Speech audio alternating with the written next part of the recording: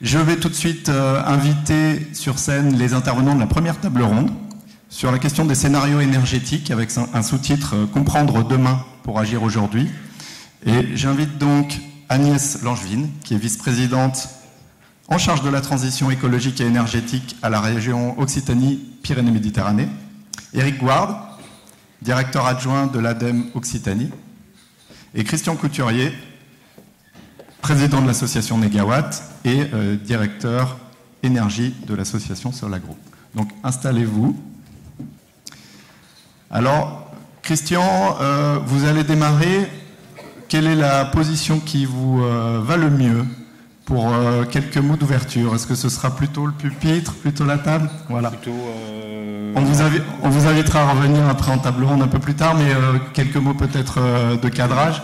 Sur l'association Négawatt, donc association on va dire pionnière en matière de scénarisation, vous y reviendrez peut-être rapidement, dont l'action d'ailleurs est inscrite aujourd'hui, en tout cas son triptyque au sein du Code de l'énergie, c'est pour dire comme son travail a été finalement consacré au plus haut niveau de l'État. C'est un scénario, pour faire simple, qui donne une trajectoire scientifique, on pourrait dire, vers le 100% renouvelable. Évidemment, dans le temps qui nous est imparti ce matin, on ne va pas redétailler le scénario au complet, hein, ça peut prendre quelques heures. Et on va faire une focale sur un sujet d'ailleurs qui, à titre personnel, en tant que président, mais aussi en tant que salarié de l'association Solagro, vous tient à cœur, le vecteur gaz. Donc je vous laisse la parole pour indiquer un certain nombre de déterminants un peu fondamentaux qui ont vocation à vous éclairer au sein des territoires sur un ensemble de projets possibles. Merci Yannick, bonjour à tout le monde. Donc on a choisi d'attaquer le sujet de la transition énergétique par une des faces, hein, on va dire c'est la face nord, parce que c'est pas forcément la plus évidente a priori. Un des apports de Négawatt dans le débat sur la transition énergétique, c'est de raisonner aussi en vecteur énergétique. Donc il ne s'agit pas simplement de regarder côté consommation de quoi on a besoin, côté production, ce qu'on peut fournir, mais il faut mettre les deux en adéquation. Et donc les vecteurs énergétiques, que ce soit l'électricité, le gaz, les différentes formes de combustibles, liquides, solides, etc., ont des rôles, des inconvénients, des avantages qu'il faut comparer. Et donc, un de nos apports, c'est d'avoir montré, je pense, que les vecteurs gaz, d'une façon générale, jouent un rôle aujourd'hui extrêmement important, au même niveau que l'électricité, et que demain, dans nos scénarios, le vecteur gaz continuera à jouer un rôle également important, probablement du même niveau que l'électricité. Donc le scénario de Négawatt, ce n'est pas un scénario qui est électro-centré, il n'est pas électrophile, il n'est pas électrophobe particulièrement, c'est simplement on a essayé de raisonner de façon rationnelle sur le juste équilibre entre les différents vecteurs énergétiques pour les utiliser de la meilleure façon. Juste un mot, est-ce que vous avez mentionné l'association Négawatt, un peu quel rassemblement de personnes ça constitue? Alors l'association Négawatt, c'est une association qui réunit des spécialistes de l'énergie, donc des professionnels dans leurs différents domaines. Donc moi, mon domaine d'expertise, c'est la biomasse et c'est les territoires à énergie positive. On a des spécialistes du photovoltaïque, de l'éolien, de la maîtrise de l'énergie, des politiques publiques, des gens qui travaillent dans le privé, dans le public, dans des grandes institutions internationales ou dans des associations locales, etc. Voilà. Et donc on a bâti notre premier scénario de transition énergétique, hein, donc de la famille des scénarios facteur 4, c'est-à-dire en 2005, comme vous le savez, on a une loi, la loi POP, hein, qui fixait un objectif de division par 4 des émissions de gaz à effet de serre, et on n'avait pas de feuille de route officielle gouvernementale pour montrer comment on pouvait y arriver. Donc nous, on s'est attaqué à la tâche, et donc on a produit un premier scénario, et puis on a sorti le nouveau scénario actualisé en début de l'année 2017, et qui a inspiré un certain nombre d'acteurs, hein, et donc on est en discussion assez régulière avec un certain nombre de territoires, d'institutions, d'entreprises privées, d'organisations professionnelles, etc., pour irriguer les réflexions sur une approche systémique de la transition énergétique. Voilà, donc j'ai une petite présentation. Comme j'ai 10 minutes, je vais essayer d'aller un petit peu vite. Donc, alors, par contre, on n'a pas le retour d'écran. Pardon, donc Christian, petit signe de la main pour passer d'un élément à l'autre. Oui, mais alors je vais me retourner parce que il faut que je suive. Voilà. Voilà. Donc, alors pourquoi ce rôle du gaz? Donc, j'ai essayé de vous expliquer de façon aussi simple et concise que possible. En gros, le point dur de la transition énergétique, je pense que je vais lever parce que là, avoir un torticolis. Voilà, le point dur de la transition énergétique, ce qu'on voit sur tous les territoires, hein, c'est moins la façon de produire de l'électricité, de chauffer les bâtiments, etc., que la substitution du pétrole dans les transports. C'est ça le gros morceau. Donc comment on se passe du pétrole? Pour tout le reste, il existe un certain nombre de solutions. La solution électromobilité dans les transports, ça fait partie des solutions, mais il y a un certain nombre de limites en termes d'usage, il y a un certain nombre de limites en termes de matériaux, d'impact. Donc nous, on ne croit pas à une généralisation, donc un vecteur unique qui serait l'électricité pour la mobilité. On a aussi le vecteur hydrogène, qui est un vecteur qui est intéressant. Aujourd'hui, l'inconvénient, c'est qu'il ne bénéficie pas d'infrastructures de transport, de distribution, d'utilisation, etc. Donc il faut tout construire. Donc même si en région Occitanie, on est très porté sur l'hydrogène, il va falloir bâtir des infrastructures et donc ça met un petit peu de temps. Donc à l'horizon 2050, qui est l'horizon de nos scénarios, on ne pense pas que l'hydrogène puisse prendre une part beaucoup plus importante que celle qu'on a mis dans notre scénario. Ensuite, on a les carburants liquides. Alors, la problématique des carburants liquides, donc les biocarburants première génération, on connaît leurs limites avec les questions de concurrence d'usage, notamment sur l'alimentaire. Ce qu'on appelle les carburants deuxième génération, donc qui seraient des biocarburants produits à partir de matières non alimentaires, pose aussi un certain nombre de questions, notamment aujourd'hui en termes de maturité technico-économique. Et donc, on pense que la solution gaz présente un certain nombre d'atouts. Pourquoi? Parce que, à la différence des carburants deuxième génération, on a aujourd'hui des solutions qui sont matures, qui existent. On a 65 millions de véhicules GNV dans le monde avec un taux de croissance de 20% par an. Donc, on a une vraie dynamique sur les véhicules GNV. Il ne faut pas oublier que nous, dans le sud-ouest, on a aussi une tradition du GNV. On a eu jusqu'à 50 000 véhicules qui ont fonctionné au gaz carburant dans toute la région, donc sud de Nouvelle-Aquitaine et Occitanie-Ouest, comme on dit aujourd'hui, avec toute une infrastructure qui dérive directement du gaz de Saint-Marcet et du gaz de Lac, hein, là je parle plutôt pour les locaux. Voilà. On a aussi la question de la mutation de l'industrie automobile. Hein. Aujourd'hui, l'industrie automobile, on produit de façon massive avec des constructeurs qui vont produire des millions de véhicules par an. La mutation vers l'électromobilité, c'est une révolution. C'est-à-dire qu'on change de fournisseur, on change de chaîne d'assemblage, on change de savoir-faire. Donc ça veut dire qu'on va changer aussi éventuellement de salariés, etc. Donc c'est un gap qui est extrêmement important à franchir. Et le passage vers plutôt du moteur à essence ou diesel, donc du moteur thermique vers du gaz, c'est un gap qui est beaucoup plus facile à franchir. C'est pour ça que vous avez un certain nombre de constructeurs automobiles, mais aussi sur les poids lourds, les camions, les bus, etc., où le gaz a une place qui est d'autant plus intéressante et beaucoup plus acceptable pour la mutation de l'industrie automobile, hein, toujours à l'horizon 2050.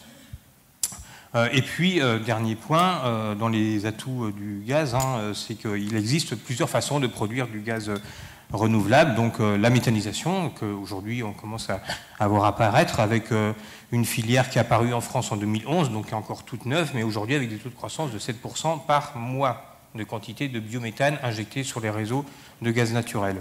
Demain, on verra apparaître des nouvelles sources qui seront le gaz à partir de biomasse, donc gaz de biomasse plus méthanation. Je ne vais pas rentrer dans la technique, mais d'ici 10-15 ans, on va voir apparaître des installations qui permettront de produire du gaz méthane à partir de biomasse. Et puis la troisième source, c'est la méthanation. Donc là, dans un équilibrage du réseau électrique pour utiliser les surplus de production d'électricité éolienne photovoltaïque dans un scénario où on a un développement massif de ces sources d'énergie renouvelable. Donc là, l'idée, c'est de produire de l'hydrogène et avec cet hydrogène, éventuellement de produire du méthane quand les réseaux locaux de gaz ne peuvent pas utiliser la totalité de l'hydrogène produit. Donc je pense qu'on en parlera aussi après pour le scénario REPOS de la région Occitanie. Donc 3 sources d'énergie renouvelable, donc ce qui fait que ça crédibilise aussi l'idée qu'on peut substituer du gaz fossile importé, hein, aujourd'hui le gaz naturel c'est ça, par du gaz renouvelable produit dans nos territoires. Voilà, donc ce qui va conduire pour nous l'industrie gazière à opérer ce que j'appelle sa quadruple mutation, ou quadruple salto avant. Hein. Donc première mutation, il faut passer du renouvelable vers les fossiles, ça c'est la condition impérative pour que le vecteur gaz soit un vecteur acceptable du point de vue du climat. Le deuxième salto, c'est passer d'une gestion gravitaire des réseaux à une gestion décentralisée, c'est-à-dire qu'aujourd'hui, comme la plupart des filières énergétiques, on a quelques points d'entrée de gaz naturel sur le territoire national, et là, il va falloir produire dans les territoires de façon décentralisée, donc ça, c'est quelque chose que l'industrie gazière n'a pas vu depuis la disparition des usines à gaz en bord de ville dans les années 70. Donc on a deux générations de gaziers entre le gaz nouvelle génération et le gaz d'avant. Donc ça va conduire à des évolutions profondes du réseau. Il va falloir aller chercher la ressource en zone rurale pour l'amener sur les lieux de consommation en ville. Il va falloir passer des usages chauffage et des usages mécaniques, c'est-à-dire qu'on va passer des usages basse enthalpie aux usages exergétiques. Donc je vous laisserai chercher ce que c'est que l'exergie sur Internet. C'est un concept qui est assez peu souvent exposé en tribune comme celle-là. Et je suis même pas sûr que les ingénieurs puissent dire ce que ça veut dire. Enfin, le commun je sais, mais il y a beaucoup d'explications sur Internet, vous trouverez tout. Voilà. Ou dans vos cours de thermodynamique pour ceux qui ont quelques notions. En gros, l'idée, c'est que voilà, on n'aura pas suffisamment de gaz renouvelable pour remplacer les usages actuels à l'identique par du gaz fossile par du gaz renouvelable. On ne pourra pas couvrir tous les besoins. Donc il va falloir prioriser. Et les besoins sur lesquels on doit prioriser, c'est plutôt les besoins en mobilité ou les besoins d'énergie haute température. Quand on veut faire de la flamme à 1000 degrés dans certaines industries, on a besoin, le gaz peut jouer un rôle. Par contre, faire de l'air chaud à 19 degrés, c'est la forme la plus dégradée de l'énergie. On peut trouver plein de sources qui sont moins compliquées que le gaz, qui sont moins chers, etc. Donc là, on va plutôt privilégier les usages dits nobles, même si on est en République, on parle encore de formes d'énergie nobles ou de formes d'énergie moins nobles. Donc, en tout cas, on préfère parler de formes d'énergie à haute valeur exergétique. Et donc, la molécule méthane, on va la réserver pour des usages sur lesquels on a moins de concurrence, on a moins de sources possibles de remplacement. Donc voilà, donc on va maintenir la chaleur haute température dans l'industrie, on va maintenir la cogénération, on va maintenir quelques centrales électriques en soutien du réseau, toujours dans cette idée d'équilibrage et d'articulation des deux grands vecteurs énergétiques de réseau qui sont l'électricité et le gaz. Et la quatrième mutation, la conséquence de tout ça, c'est qu'on va aussi changer de paradigme économique. C'est-à-dire que le gaz renouvelable va coûter plus cher que le gaz fossile.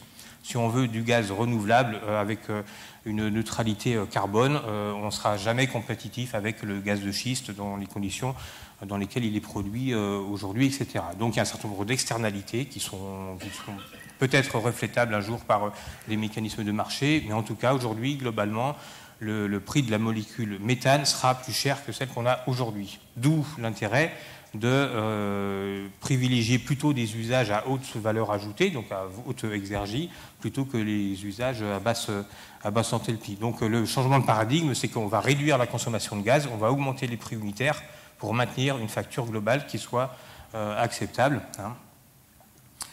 Et donc ça veut dire aussi qu'il va falloir adapter le modèle économique de toute l'industrie gazière, à commencer par celle des gestionnaires de réseau. D'ailleurs, il y a eu une petite avancée cette semaine avec ce qu'on appelle la réfaction, donc la diminution de 40% du coût de raccordement des producteurs du biométhane au réseau gaz. Donc ça, c'est déjà une avancée vers ce changement de modèle économique, c'est-à-dire que le coût du raccordement des installations de production décentralisées sera beaucoup plus pris en charge par le gestionnaire du réseau de gaz que ça l'est aujourd'hui, parce que jusqu'à présent, la totalité des coûts de raccordement était à la charge du producteur. Donc là, on va plutôt vers une mutualisation de ces coûts de raccordement. Et donc, il y a beaucoup de travaux qui sont en cours aujourd'hui, beaucoup de réflexions qui sont menées en France sur ces questions de comment est-ce qu'on prend en charge cette mutation nécessaire du réseau de gaz pour aller chercher des productions décentralisées, pour les amener auprès des consommateurs.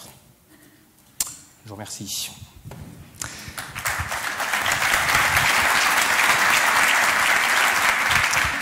Merci beaucoup. Je ne doute pas que nous reviendrons sur le même type peut-être de postulat, peut-être demain une électricité un peu plus chère pour des usages un peu plus nobles et même conséquences en matière de réseau, puisque la réflexion concerne les réseaux, les coûts de raccordement. Nous y reviendrons certainement dans la table ronde suivante. On coupera au montage le lapsus, il faut passer des renouvelables aux fossiles. Évidemment, on ne s'en rend pas compte sur place, mais c'est pour ça que les gens rigolent un peu, c'est pas à cause de l'exergie uniquement. Voilà. Je vais maintenant passer la parole aux acteurs régionaux. Donc, comme vous le savez, la région Occitanie s'est lancée dans un exercice de scénarisation vers le 100% renouvelable, qui est un travail qui a été mené, comme on l'a déjà évoqué mercredi, en partenariat entre la région et l'ADEME. Et pour commencer, avant l'intervention d'Agnès Langevin pour la région, Éric Gouard, je vous laisse présenter un peu les modalités de l'exercice et finalement ses principaux enseignements. Et un petit peu en douce, vous disiez tout à l'heure, on n'est pas tout à fait d'accord sur un certain nombre de choses avec Christian Couturier. C'est le principe d'une table ronde et d'un débat, donc vous aurez l'occasion de présenter ça, notamment sur le gaz, méthane, hydrogène. Oui, voilà, c'est principalement sur l'hydrogène. Donc bonjour à tous. Donc du coup, l'ADEME, on s'intéresse aussi aux scénarios énergétiques, aux exercices de prospective énergétique, car on considère que ce sont vraiment de bons moyens de faciliter la mise en œuvre de cette transition énergétique. Et donc ça, le titre de la table ronde l'illustre bien, en fait, des scénarios de demain pour agir aujourd'hui. Finalement, ces scénarios vont nous permettre, l'utilité principale de ces scénarios, ça va être aussi de faciliter le passage à l'acte. Et alors, on peut faire cela il y a 3 bonnes raisons en fait de pouvoir utiliser ces scénarios en fait pour passer à l'acte. La première, c'est qu'un scénario va permettre de démontrer en quelque sorte la faisabilité de cette transition énergétique. La faisabilité à la fois technique et économique, où on va effectivement pouvoir ajuster dans les grandes masses les consommations, les productions, les différents réseaux, comme en a parlé Christian tout à l'heure, électricité et gaz, et on va pouvoir ainsi déterminer un chemin possible qui démontre qu'il y a une possibilité de transition énergétique. Alors, deuxième point, c'est que quand on réalise ces scénarios, on va identifier des freins et des leviers sur les différentes filières. Et ça va donner des enseignements vraiment très précieux pour dès maintenant commencer à changer nos modalités d'action envers les filières pour qu'elles puissent s'adapter et être prêtes justement à cette transition, qu'elles soient quelque part au rendez-vous. Donc les différentes filières d'économie d'énergie ou de production d'énergie renouvelable. Et enfin, troisièmement, un point vraiment important, c'est l'aspect quelque part pédagogique qui va permettre de mobiliser l'ensemble des acteurs autour d'un même objectif. Et donc c'est tout l'intérêt d'avoir ces scénarios avec une trajectoire et un objectif commun pour finalement permettre le passage à l'acte de chacun à son échelle, suivant ses modalités d'action. Donc à l'ADEME, on s'intéresse donc à ces scénarios-là et nous avons aussi réalisé au niveau national des scénarios énergétiques à horizon 2030-2050 qui ont été réalisés en 2012 et qui ont été revisités cette année et ils vont être très prochainement, dans les prochaines semaines, dévoilés au public.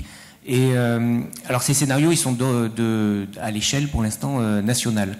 Et on a vraiment eu la chance en Occitanie d'avoir un conseil régional qui porte de grandes ambitions pour le territoire, donc de devenir une région à énergie positive, et qui a bien voulu nous associer à ces travaux de scénario régional sur le périmètre Occitanie, de dessiner une trajectoire pour obtenir une région à énergie positive à 2050, c'est-à-dire une région dans laquelle on produit autant d'énergie renouvelable qu'on consomme d'énergie. Et alors du coup, on a trouvé ça particulièrement intéressant et on s'est vraiment investi techniquement dans cet exercice-là. Et ce qui est vraiment passionnant dans ce scénario REPOS, c'est que finalement, on a un scénario qui va être vraiment adapté aux spécificités du territoire, aux spécificités de la région. Et par exemple, on a une démographie qui est bien spécifique en Occitanie, puisqu'on prévoit une augmentation de 25% de la population d'ici à 2050. Et du coup, on a dû prendre ça en compte et c'est vraiment une spécificité par rapport à d'autres régions qui ont une pression finalement démographique bien moindre. Et bien entendu, ça a un effet très important sur l'énergie parce que tous ces habitants en plus qui vont être accueillis en Occitanie vont finalement habiter, se déplacer et donc consommer de l'énergie. Donc c'est finalement une pression d'autant plus grande pour faire encore plus d'économies d'énergie. Alors, un autre point important dans la régionalisation, c'est bien sûr tout ce qui concerne les énergies renouvelables qui dépendent forcément du gisement qu'on peut avoir dans une région ou dans une autre. Et le gisement est particulièrement intéressant en Occitanie, parce qu'on a par exemple déjà une production d'hydroélectricité qui est très importante, sur laquelle on peut s'appuyer. Et on a aussi alors, notamment du vent et du soleil qui permettent de développer le solaire et l'éolien. Et un exercice à la maille régionale permet aussi de donner quelques nuances, notamment quand on a parlé de la méthanisation qui est vraiment très importante. C'est un sujet qu'on ne peut pas développer pareil dans toutes les régions, puisqu'il dépend aussi intrinsèquement du territoire et notamment des modes d'agriculture. Donc on ne va pas développer la même méthanisation en Occitanie qu'en Bretagne, par exemple. Donc ça, on s'est posé ces questions-là dans le scénario REPOS, et ainsi à la fin on obtient un scénario dans lequel, j'espère, on va pouvoir tous en Occitanie se reconnaître davantage que dans un scénario national. Donc ce qu'on voit, tout d'abord le premier enseignement sur la diapo de gauche, finalement qui est complètement compatible avec les enseignements du scénario négawatt, bien entendu, c'est qu'on peut atteindre le scénario REPOS, donc c'est-à-dire un croisement des courbes de consommation et de production d'énergie renouvelable à 2050, mais à condition d'avoir un double effet, d'une part, en premier, de réduction forte des consommations d'énergie. On prévoit une réduction de consommation d'énergie de 40% à 2050.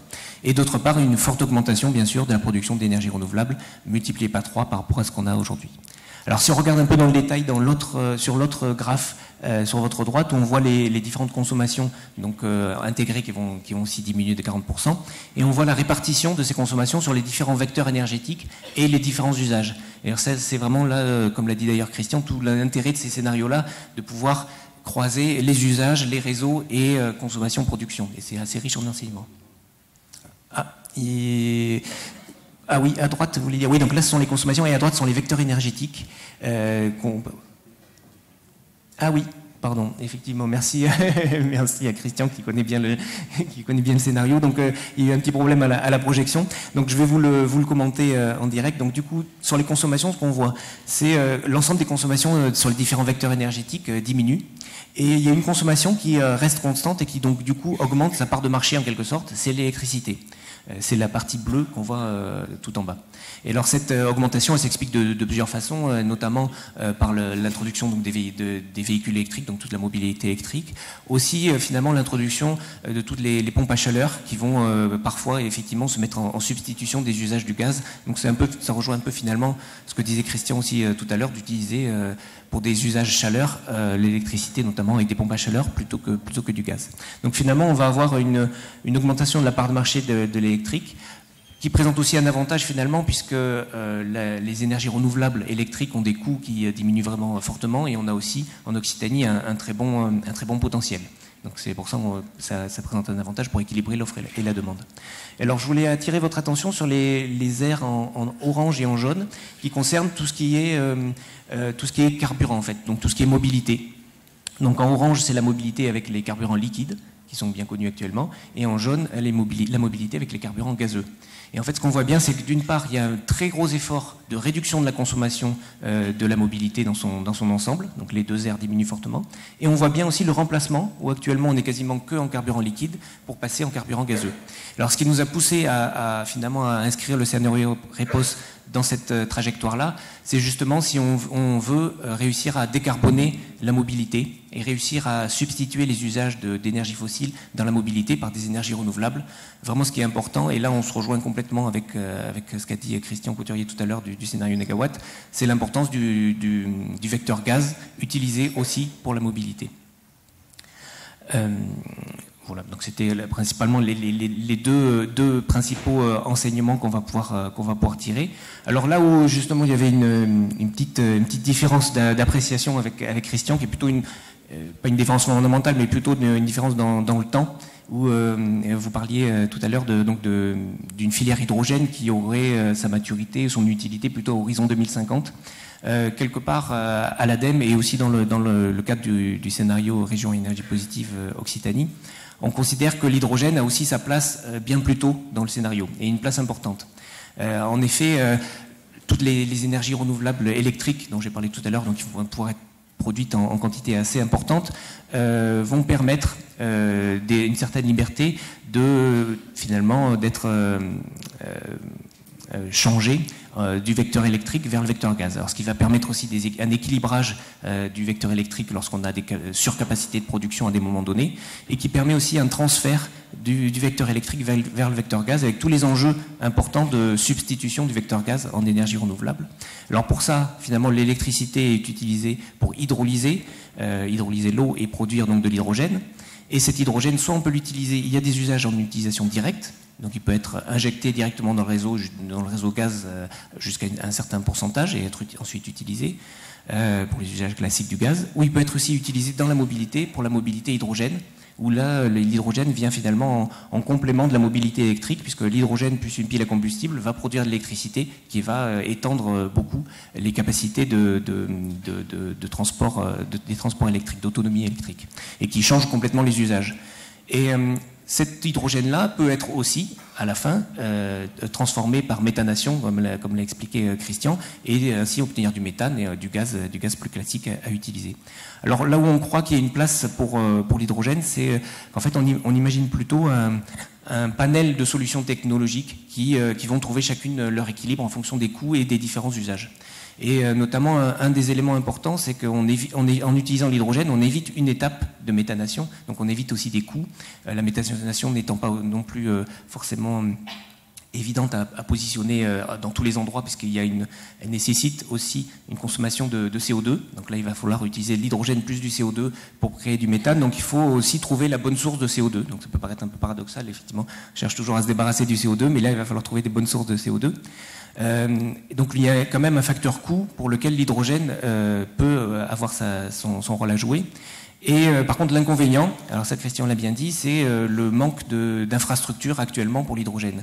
Et finalement, ce qu'on peut se dire, c'est que plutôt qu'un inconvénient, c'est peut-être une richesse de cette filière hydrogène, puisque finalement, elle va nous inciter à réfléchir différemment et à développer une certaine intelligence territoriale. Donc je pense que c'est pas dans cette assemblée que je vais devoir convaincre sur l'utilité de l'intelligence territoriale, mais en deux mots, en fait, on va pouvoir avoir une production d'électricité renouvelable qui va être délocalisée. Et du coup, lorsqu'il y a un surplus de capacité de production à cet endroit-là, une transformation en hydrogène par hydrolyse qui va être elle aussi délocalisée. Et finalement, grâce aux usages mobilité, cet hydrogène va pouvoir être utilisé dans un réseau, dans un maillage finalement de bornes hydrogène qui va avoir qui va devoir trouver sa rentabilité. Et alors en fait, tout ça pour dire qu'on n'a pas actuellement forcément la solution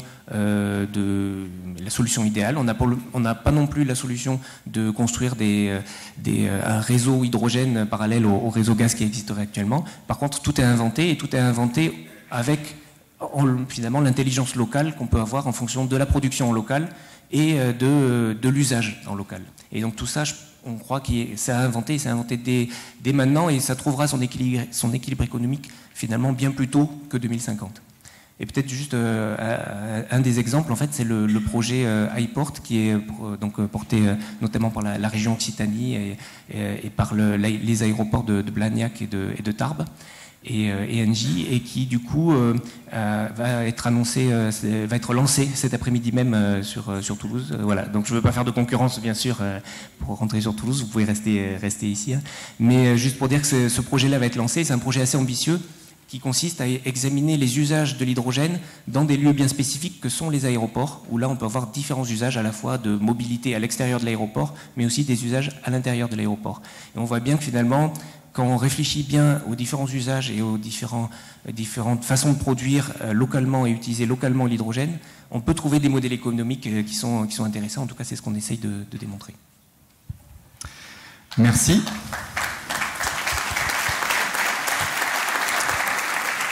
J'en conclus que les débats entre techniques, entre ingénieurs, économistes, etc. ne sont pas clos, et donc c'est tout à fait intéressant. Et la transition avec l'intelligence territoriale est intéressante parce que je ne crois pas qu'Agnès Langevin, vous avez parlé d'Exergie, d'Entalpie ou de choses comme ça.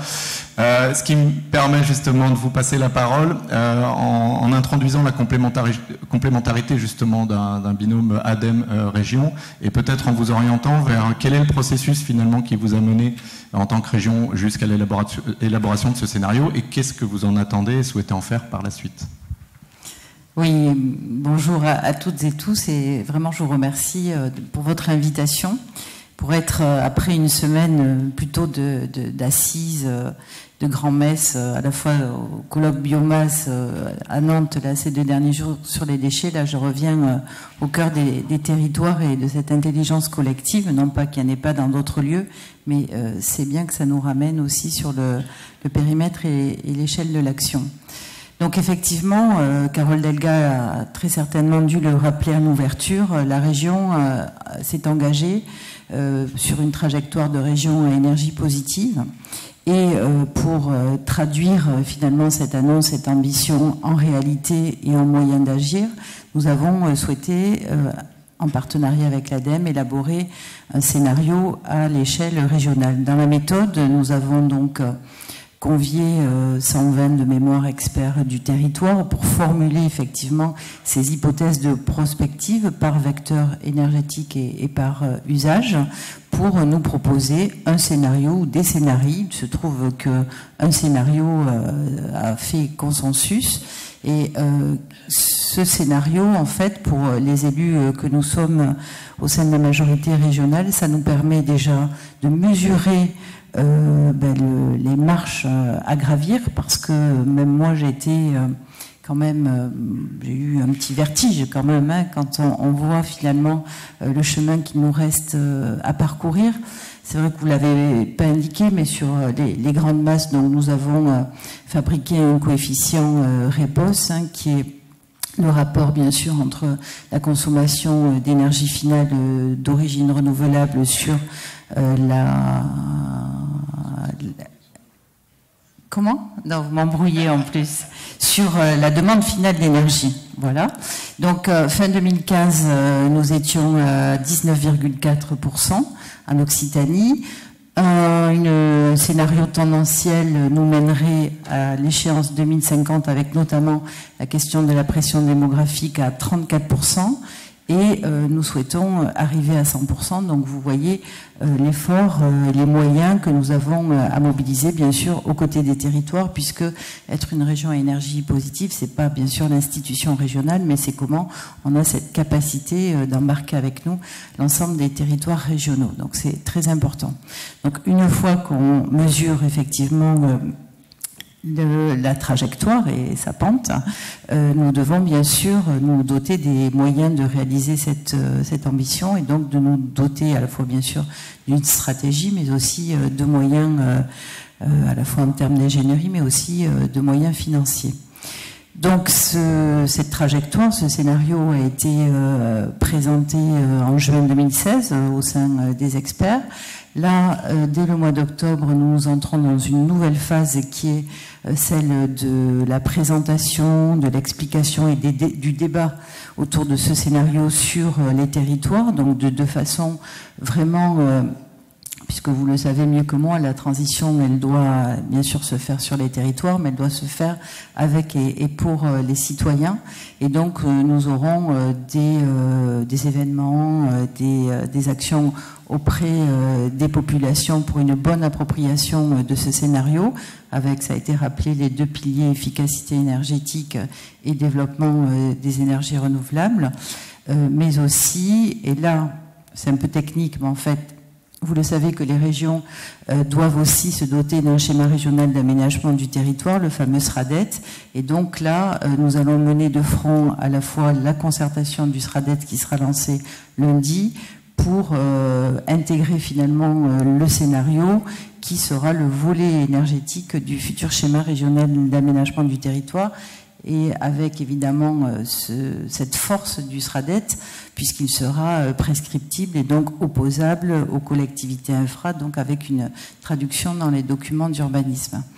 Donc cette phase de concertation, c'est vraiment ce moment où on va essayer d'animer et d'avoir une adhésion forte des territoires et des citoyens à notre projet, qui est un projet politique.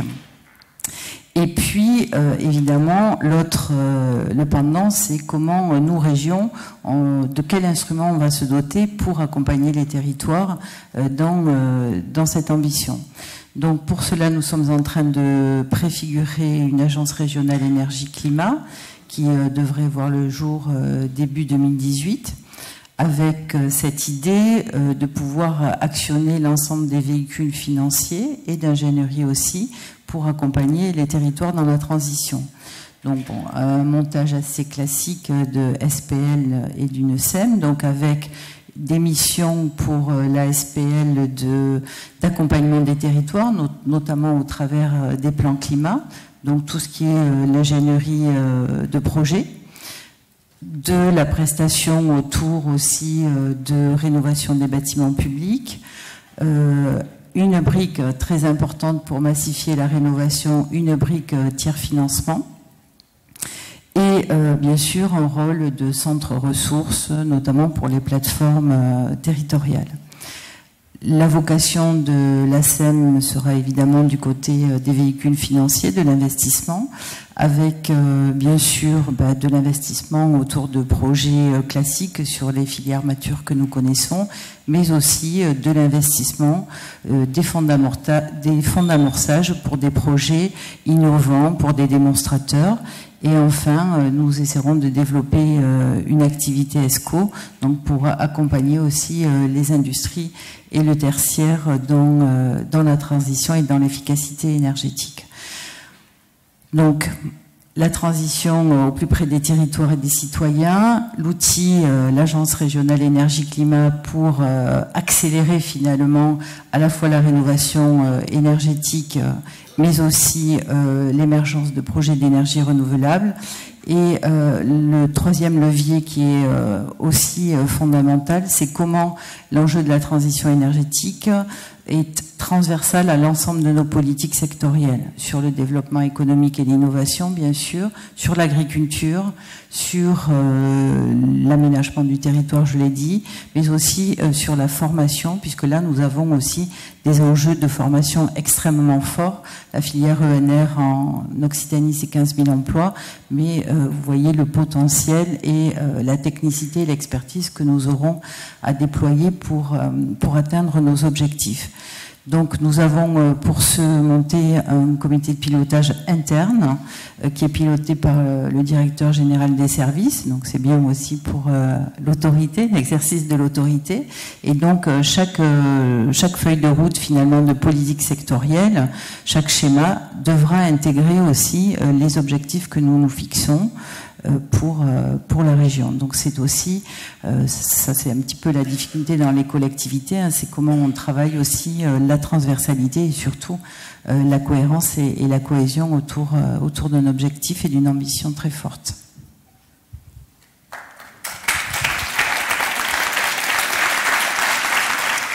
Alors vous avez pu observer à l'écran un certain nombre de questions ou réactions. Je vais en relayer quelques-unes, peut-être les premières, pour revenir vraiment, je pense, à des questions un peu de fondamentaux. N'y a-t-il pas de problème d'émission de gaz à effet de serre avec le GNV, donc le gaz naturel véhicule, et donc il faudrait peut-être plutôt, en première étape, plus de sobriété. Vous êtes d'accord chez Négawatt ? Plus de sobriété, je crois que ça fait partie de notre triptyque, hein, c'est même le premier terme, donc sobriété, efficacité, renouvelable, évidemment, c'est ce que j'ai dit, hein, on n'aura pas suffisamment de gaz renouvelable produit dans des conditions durables pour remplacer la totalité des carburants actuels. Mais ça a été montré aussi dans le scénario de la région. On divise la consommation d'énergie dans le secteur des transports de façon extrêmement importante, parce qu'il y a beaucoup de gains techniques qui peuvent être faits. On a déjà aujourd'hui des motorisations, on sait faire des moteurs qui consomment l'équivalent de 3 litres au 100, etc. La sobriété, c'est aussi transfert modal, développer les transports en commun, etc. Mais même dans le scénario des gigawatts, la voiture reste quand même le principal mode de déplacement à l'horizon 2050, notamment en milieu rural où les solutions d'altermobilité sont quand même plus compliquées à mettre en œuvre qu'en milieu urbain. Donc là, on raisonne vraiment sur ce qui reste à fournir comme quantité d'énergie pour les transports. Après, en termes de... J'en déduis que ça répond aussi à la question, la mutation attendue de l'industrie automobile, posera la question de la ressource gaz, si on généralise les véhicules gaz, un petit peu même réponse. Pour production plus, et puis consommation moins, et in fine, la ressource pourrait convenir. Voilà, c'est ça. Vous avez évidemment fait des études sur la ressource et la capacité. Oui, sur la ressource, on a regardé sur la ressource, sur le bilan carbone du vecteur gaz. C'est clair que si c'est du gaz d'origine fossile, qu'on brûle du méthane, on fait du CO2, mais là on est sur des sources d'énergie renouvelables, donc on est sur le cycle annuel du carbone, donc quand on brûle du méthane d'origine biogénique, on émet du CO2 qui correspond au CO2 qui a été capté pendant la phase de croissance des végétaux qui ont servi à faire du biogaz. Un peu comme le bois, on commence à savoir ça assez bien pour le bois énergie. Un peu comme le bois. Pardon pour la simplification, j'aurais pas dû vous lancer là-dessus. Voilà, c'est un peu plus complexe parce qu'il faut regarder la dynamique des écosystèmes, les questions de stockage de carbone dans les sols, etc. Donc tout ça, on l'a regardé dans un autre scénario qui s'appelle After 2050, qui est un scénario jumeau du scénario négawatt et qui s'intéresse à l'agriculture, à l'alimentation, à la forêt, etc., etc.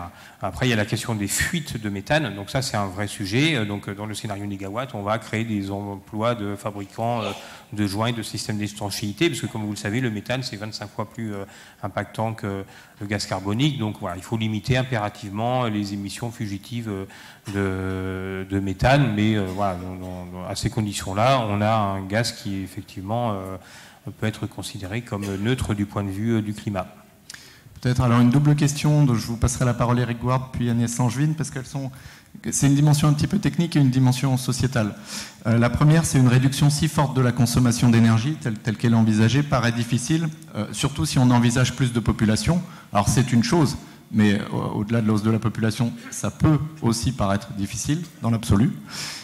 Première question, donc vous pourrez éventuellement revenir un petit peu là-dessus. Et juste Agnès Langevin aussi, comment entraîner les citoyens électeurs dans ce scénario régional? Alors électeurs ou pas électeurs, les citoyens, je dirais, les citoyens consommateurs quasiment. C'est-à-dire, voilà, comment est-ce que cette transition un peu sociétale, vous comptez la mener? C'est une question extrêmement complexe, je doute que vous puissiez répondre largement en 5 minutes, mais voilà, quelques éléments peut-être. Alors sur la réduction des consommations d'énergie, effectivement, oui, c'est difficile, ça c'est certain. Il y a un gros effort à fournir, mais comme ça a déjà été dit plusieurs fois, c'est absolument essentiel et c'est la condition de la transition énergétique. Et alors en fait, les deux grands postes finalement sur lesquels il y a vraiment beaucoup de travail, ça va être pour les aspects qui concernent le logement, tout ce qui est rénovation énergétique des logements, qui doivent donc on l'a bien vu dans le scénario REPOS, qui doivent devenir vraiment massifs et des rénovations qui sont non seulement nombreuses, mais aussi de bonne qualité. Et en fait, finalement, on a essayé de faire un petit comparatif par rapport aux objectifs qu'on s'est fixés annuels de rénovation de logements dans REPOS à horizon 2050 et ce qui se fait actuellement. En fait, l'idée, c'est que par rapport au nombre de rénovations qui se fait actuellement, ce qu'il faudrait, c'est avoir à peu près le même nombre, un petit peu plus, mais par contre, qu'elles soient toutes au niveau top, au niveau énergétique. Donc là, on voit bien qu'il y a une marge qui est assez énorme par rapport aux rénovations très simples qui peuvent être faites actuellement. Donc ça, c'est une illustration où finalement, il va y avoir de l'investissement à faire pour cette rénovation-là. Alors, d'un autre côté, cet investissement-là, on le retrouve aussi, par ailleurs, par des économies et aussi par un développement d'activités. Alors c'est un peu aussi ce qu'on essaye d'examiner dans l'évaluation économique qui est actuellement en cours de REPOS, donc la région Occitanie mène avec nous, où on se penche sur ce scénario REPOS qui est un scénario technique énergétique, avec un point de vue économique pour voir finalement combien ça va coûter cette transition et finalement combien elle va rapporter en économie et rapporter en développement économique. Donc là, j'ai parlé de l'efficacité énergétique dans le logement. Alors l'autre grand secteur, effectivement, c'est le transport, qui a une très forte baisse de consommation, où là, il y a l'effet, quelque part, technologique d'amélioration de la mécanique, mais il y a aussi quelque chose d'important qui va être le changement de comportement qui est absolument indispensable, et on ne peut pas ce que montre vraiment REPOS, c'est qu'on ne peut pas arriver à la vraie transition énergétique si on se contente finalement de changer les motorisations. Il faut aussi changer le comportement, changer la façon de se déplacer. Oui, effectivement, je crois qu'il y a des progrès technologiques qui sont indispensables, mais il y a aussi tout ce qui a trait à l'évolution des usages, et en particulier pour la mobilité. Il y a bien sûr toutes les mobilités qui peuvent être partagées, mais aussi en région, nous développons aussi des appels à projets autour de tiers-lieux pour justement limiter les déplacements contraints liés au trajet de domicile-travail. Donc il y a aussi, et qui rejoint la question de l'aménagement du territoire, tout le télétravail, enfin tous les dispositifs qu'on peut mettre en place pour limiter ces déplacements.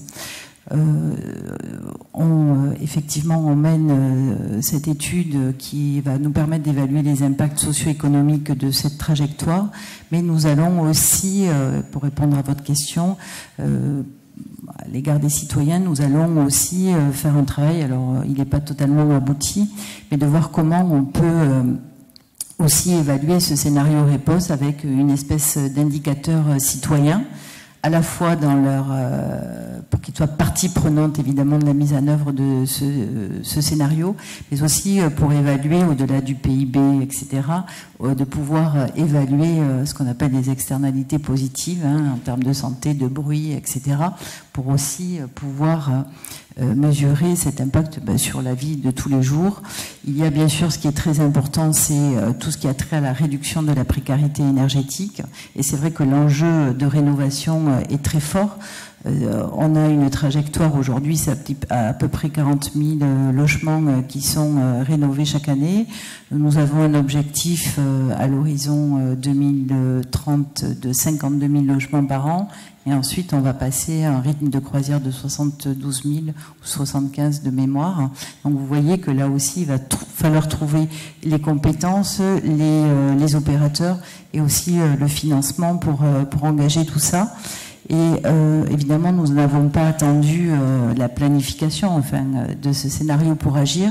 Dès le début du mandat, nous avons lancé, en partenariat avec l'ADEME d'ailleurs, des appels à projets qui ont rencontré un écho favorable. Le premier appel à projet qui est celui de pouvoir accompagner les collectifs citoyens dans des projets d'énergie participative et citoyenne, où là on accompagne ces collectifs de la structuration de la société locale de production d'énergie à l'étude de faisabilité du projet énergétique, à l'aide à l'investissement, et puis, ça c'est un petit peu la cerise sur le gâteau, on bonifie chaque fois qu'un citoyen met 1 euro, la région abonde de 1 euro. Donc c'est un appel à projet qui rencontre un fort succès. Et donc nous accompagnons maintenant, entre les 2 appels à projets, je pense une trentaine de collectifs sur le territoire. Nous avons aussi un appel à projet bâtiment exemplaire qui s'appelle maintenant bâtiment No Watt, qui là prend effectivement la question de l'empreinte écologique de la construction tout au long de son cycle de vie, c'est-à-dire sur le prélèvement des ressources jusqu'à la fin d'exploitation du bâtiment et son réemploi ou son recyclage. Et là, nous avons aussi un fort écho sur le type de rénovation ou de construction sur cet appel à projet. Et nous avons un appel à projet aussi, je crois que nous avons été pionniers en région sur l'appel à projet autoconsommation. Et là, la date, le délai était de 15 septembre. Et là aussi, nous avons beaucoup de dossiers. Donc, bon, vous voyez qu'on est très actifs. No Watt et No TEP, enfin voilà, tonne équivalent pétrole, puisqu'on est venu sur le gaz en parlant de la mobilité comme un enjeu fort sur les consommations. Il y a eu un ensemble de commentaires techniques, alors vous allez voir à l'écran si vous ne les avez pas déjà vus. Je pense qu'on va tout simplement renvoyer à 2 choses. La première chose, c'est tous les documents publiés par l'association Négawatt et aujourd'hui la région Occitanie sur un ensemble d'enjeux techniques. Demain, s'il fait plus chaud, y aura-t-il moins d'eau dans les rivières, moins d'hydraulique, des questions d'ailleurs plus, je sais pas, j'allais dire presque exotiques, tant je suis dans le milieu, mais la question du nucléaire vert sont des choses pour lesquelles notamment Négawatt a un site qui s'appelle Décrypter l'énergie, qui peut donner un ensemble de clés un peu techniques très sourcées. Qu'est-ce qu'on a vu? La question de l'industrie, comment diminuer les consommations dans l'industrie. Enfin, je pense que les questions sont tellement vastes qu'on ne va pas prendre le risque de les aborder. Et je voulais simplement, enfin, là tout de suite, mais il y aura beaucoup de matière. Deuxième élément, peut-être Négawatt a structuré un réseau d'ambassadeurs qui, sur tout le territoire, régulièrement font des conférences autour du scénario, assez longues, avec des débats, souvent sur des soirées, des après-midi. Donc n'hésitez pas, sur le site de l'association Négawatt notamment, à aller consulter le programme. Et donc, question plutôt sur la gouvernance, parce que c'est aussi ce qui nous intéresse entre national, régional et territorial. Une question notamment sur le scénario. Est-ce qu'il est départementalisé? Enfin, au-delà d'être régional, est-ce qu'il commence à donner des clés au niveau départemental et territorial? Peut-être un élément. Et le deuxième élément plus organisationnel, vous avez évoqué l'agence régionale, avec un ensemble de dispositifs qui paraissent effectivement tous importants les uns les autres. La question est, en l'occurrence, celle qui est posée, quelle interaction, complémentarité avec l'existant, y compris aux échelles infra. Voilà. Et quelle utilisation, enfin, on ne va pas dire exploitation, utilisation constructive des acteurs existants pour aussi aller vers ce scénario. Enfin, la réalisation de ce scénario. Alors peut-être juste sur l'échelle un mot. En fait, pour l'instant, on n'a pas envisagé de décliner le scénario à l'échelle départementale, puisqu'effectivement l'échelle régionale déjà permet de donner quand même un scénario qui est assez réaliste par rapport aux différents territoires. Et aussi l'idée, c'est qu'au final, la déclinaison ne peut pas être descendante du national au régional jusqu'au territorial. Donc c'est justement le point de jonction, la rencontre qu'on souhaite faire au niveau de l'ère régionale, entre un scénario qui est un petit peu décliné, effectivement, et ensuite les projets des territoires eux-mêmes, leurs propres perspectives qui vont se fixer. Oui, effectivement, il n'y aura pas de déclinaison départementale du scénario, mais par contre, notre rôle, c'est vraiment d'accompagner les territoires, les projets émergents, et d'induire cette dynamique et cette accélération pour que tous les territoires de la région soient mobilisés pour concourir à la réalisation de cet objectif.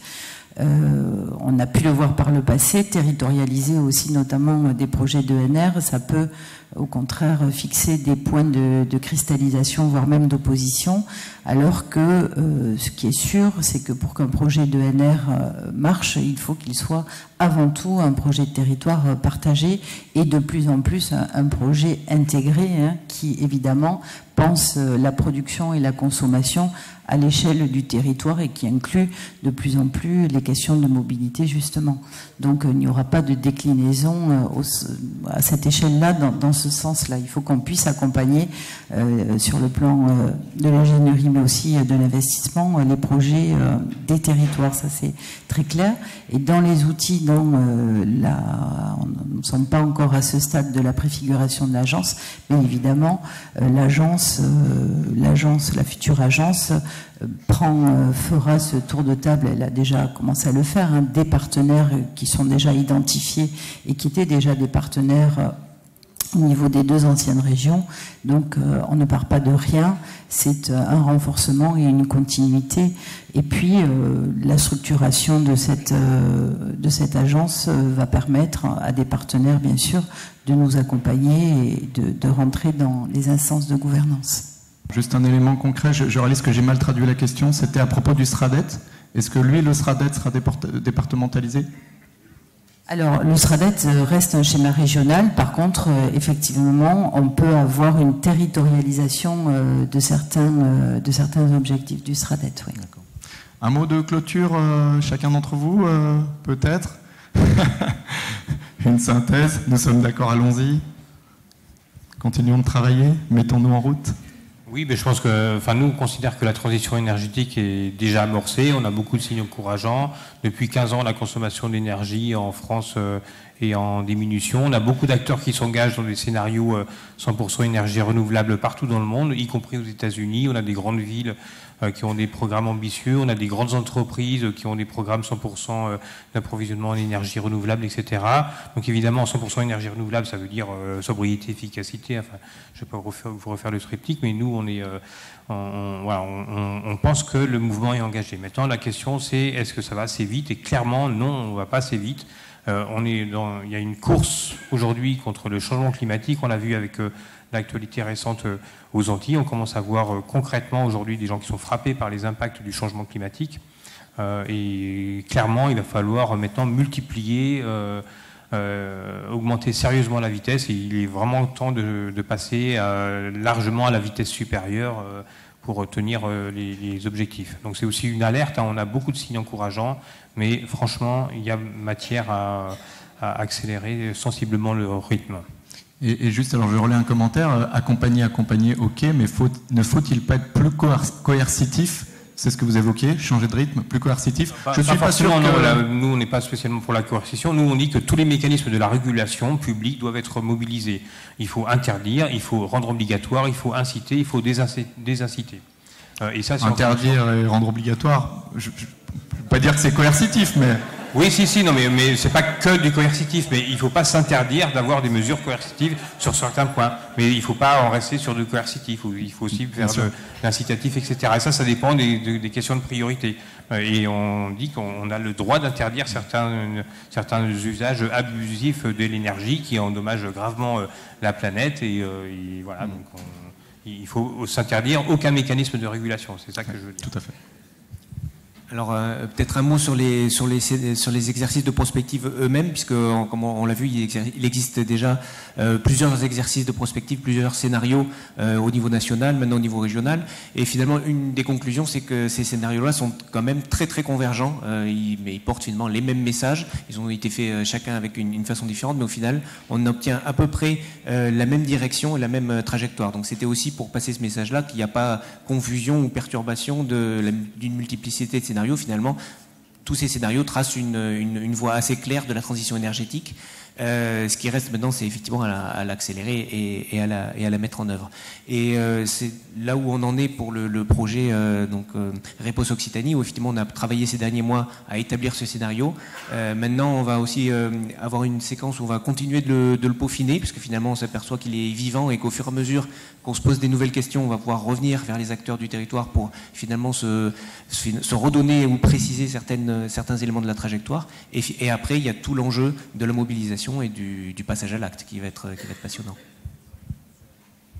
Oui, effectivement, le passage à l'acte et à l'action, ça va être un enjeu essentiel parce qu'évidemment, comme Christian, moi je trouve que ça va pas assez vite, surtout sur certains projets. C'est vrai que, et sur l'aspect réglementaire et sur l'aspect acceptabilité, il y a vraiment des évolutions et des leviers à travailler. Vous dire que pour ceux, en tout cas pour les acteurs du territoire Occitanie qui sont présents, dans cette phase dont j'ai parlé tout à l'heure de concertation et d'ouverture vers les territoires, nous vous proposerons de labelliser des événements autour de la transition et vous serez associés à leur définition, donc avec un cahier des charges, mais aussi, c'est un petit peu la nouveauté, une hotline avec une équipe qui vous permettra de vous aider à co-organiser sur le plan logistique et sur le plan des ressources et sur le plan aussi financier, de pouvoir vous permettre d'organiser des événements. Là, vous le voyez, ça fait quoi, 9 mois que vous travaillez à cet événement, hein, ça demande quand même de l'énergie. Donc il y aura une équipe qui sera dédiée, une hotline hein, qui vous permettra de vous aider à organiser ces événements parce que effectivement, vous le voyez, la région a une ambition, mobilise des moyens et il faut que nous puissions tous ensemble faire émerger ces projets le plus rapidement possible. Il ne s'agit pas de se précipiter, mais effectivement, Christian l'a rappelé, il y a urgence. Je crois que c'est une très bonne nouvelle pour tous les territoires qui ne sont pas en Occitanie et dont la région serait moins active que la vôtre. Hotline Occitanie, n'hésitez pas. Merci à tous les trois pour vos interventions.